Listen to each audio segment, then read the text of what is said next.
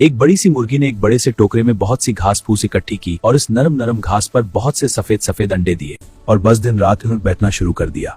1 हफ्ता गुजरा, 2 हफ्ते गुजरे, 3 हफ्ते गुजरे। 21वें दिन जाकर अंडे खटखट टूटना शुरू हुए और हर अंडे में से एक एक नन्हा मन्ना बच्चा निकला। उनके छोटे छोटे पर कैसे नरम थे और कैसे गर्म। हर बच्चा रोई का गाला मालूम होता था। माँ भी कितनी खुश होगी, लेकिन फिर भी उसे जरा सी फिक्र बाकी थी। अंडा रह गया था जिसमें से अभी तक कुछ ना निकला था। बेचारी माँ उसे अपने परों से गर्मी पहुंचा रही थी और अल्लाह ताला से दुआएं मांग रही थी कि इसमें से भी ऐसा ही प्यारा बच्चा निकले जैसे और अंडों से निकले हैं। इस फिक्र में दुआएं मांगते मांगते 2 दिन गुजर गए कि 24वें दिन सुबह तड़के अंडे के अंदर से किसी ने खटखट करके उसे तोड़ दिया। अंडा जो टूटा तो एक नन्हा सा बच्चा निकला। ये बच्चा भी निराला था, ऐसा काला जैसे काजल, या जैसे काला कवा होता है, या जैसे रात का अंधेरा। और उस पर तरह ये कि इस बच्चे का एक ही बाजू था, एक ही टांग थी और एक ही नन्ही सी आंख। जो इस आधे लंडोरे को देखता तो उसे हंसी आ जाती। उस पर लुत्फ ये कि ये मियाँ लंडोरे थे भी बला के शरीर, इन्हें जो सूझती निराली ही सूझती।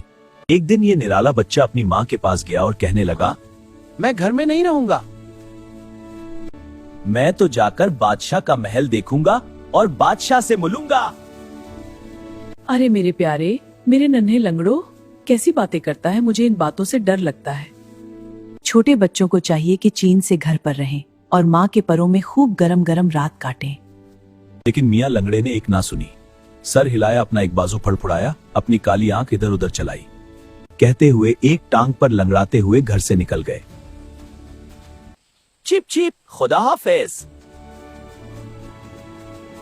सड़क के किनारे एक जगह आग जल रही थी। उसके पास पहुंचे तो आग ने कहा, करीब आओ, मैं तुम्हें गर्म कर दूंगा। मियाँ लंगड़े, जरा अपनी नन्ही सी चूंच में 2-4 तनके उठा लाओ और मुझे दे दो कि मैं जरा और ऊपर जल लूं। मगर मियाँ लंगड़े ने एक ना सुनी। सर हिलाया, बाजू फड़फड़ाया और बोले, नहीं, हमें खुद जल्दी है, हम बादशाह से मिलने जा रहे हैं और आगे चल दिए।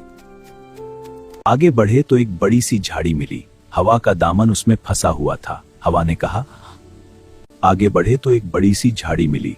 हवा का दामन उसमें फंसा हुआ था। हवा ने कहा, मियाँ मुसाफिर, खुदा के वास्ते मुझे इस झाड़ी से निकाल दो, कांटे बहुत चुभते हैं।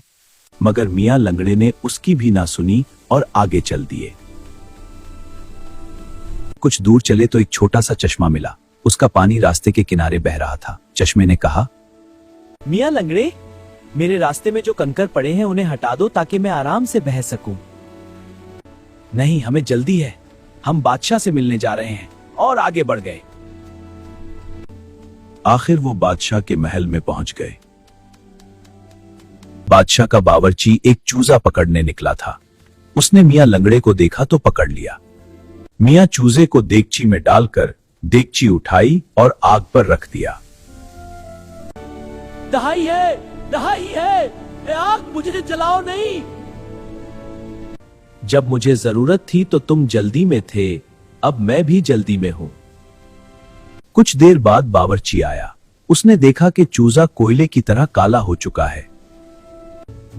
उसने उसे निकालकर बाहर फेंक दिया और कहा कि दूसरा लाओ। चूजा नाली के पास गया और पानी से बोला, मुझे ठंडा कर दो, मैं जल गया हूं। नहीं, जब मुझे तुम्हारी जरूरत थी तो तुम जल्दी में थे, अब मैं भी जल्दी में हूं। फिर हवा आई और उसे उड़ा ले गई। चूजा हवा से इल्तिजा करता रहा, मगर हवा ने उसे मीनार की चोटी पर जा टिकाया और वो वहीं लटक गए। अब जब हवा चलती है तो वो मीनार पर मुड़कर लोगों को हवा का रुख बताते हैं।